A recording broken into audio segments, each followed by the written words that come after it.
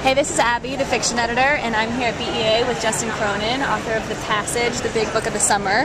So for those of you who don't know, just Justin, can you tell us a little bit about the book? Quick summary. Quick summary.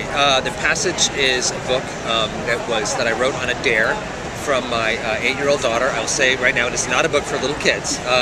It's mainstream fiction, but my daughter, when she was 8 turning 9, told me that she thought I should write a book about a girl who saves the world, and that it should be interesting, which I think every writer could stand to hear every once in a while. The core of the story is a journey taken by a group of survivors of a catastrophic global epidemic from Southern California to Colorado, across a depopulated and dangerous North American continent, in search of the secret that will save mankind. And there's the quick summary, led by, of all people, this unlikely little girl. And if it had a soundtrack, what kind of songs would you like to include? That's a diabolical question, because there were some that I listened to while I was writing the book, but they end up being sort of so personal and weird they may make no sense to you.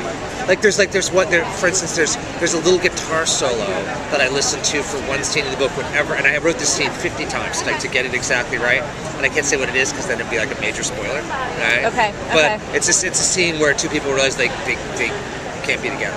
Right? And there's this one little guitar solo that I played over and over and over again. And I won't tell you what it is though, because it's actually I found it from a soundtrack from another movie, so that's like kind of odd. But it wasn't a movie I'd ever seen. I just liked the guitar solo. And there's a bit from one Coldplay album, actually, from the last one they did, the opening song, Life in Technicolor. Oh yeah. Right? Which has that kind of crazy build at the beginning of it. Yeah. And I really like that, and it's just perfect for one scene, and I listen to that one all the time. Mostly I write in silence, but there would be some scenes that I would just get so revved about, I would have to listen to music. And I also do most of my composing, which is different from writing, is when you sort of figure out what you're going to do. Right. I do most of it while I'm running, and I'm listening to music the whole time. And that's a real variety of things. And it's sort of, I can't even pinpoint it. Yeah. A certain amount of classical, a certain amount of jazz, a certain amount of just pop music, things my daughter would give me. Yeah. But I know what the question means, because you really do think of I do think of my work musically. Yeah. Of course, when they make it into a movie, they'll have somebody else's music in it. Right. You know. And so tell us about your writing process. So you compose when you're running. And then I do. Yeah. What's your normal writing day like? First rule of writing is the first rule of any job: you must show up. And my writing day, I sort of structure it like a regular work day. I have kids, so school defines, when my kids go to school sort of defines when I can work. So I work basically from 9 to 3. I'm not a morning person, But then when the book's sort of moving along and I'm kind of deep into it and there's a lot of momentum, I'll go back after the kids go to bed and I'll work maybe till 1 or 2. And I like that time a lot. Boy, nobody will bug you. There's nothing going on. I have rules about not disturbing Daddy when he works, which are almost universally ignored when my children are conscious. So if they're in the house and awake, it's a problem.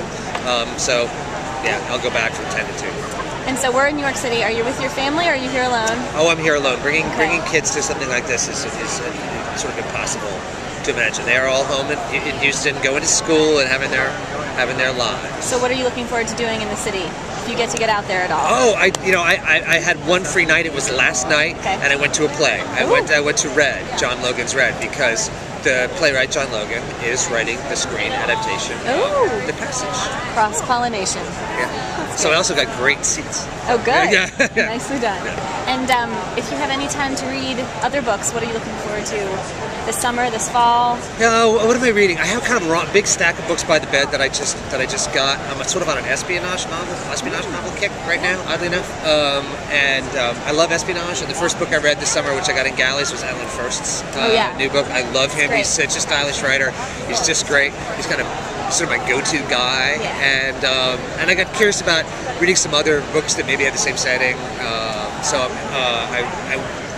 I just went kind of on a mad hunt and bought a bunch of things.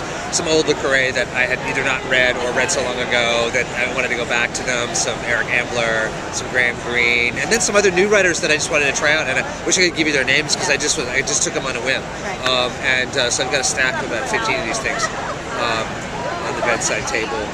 waiting for me. And then, of course, every summer I promise myself I'll read Remembrance of Things Past, and I never finish it. So that's there, but that's you know. It's always there. Yeah, nice try.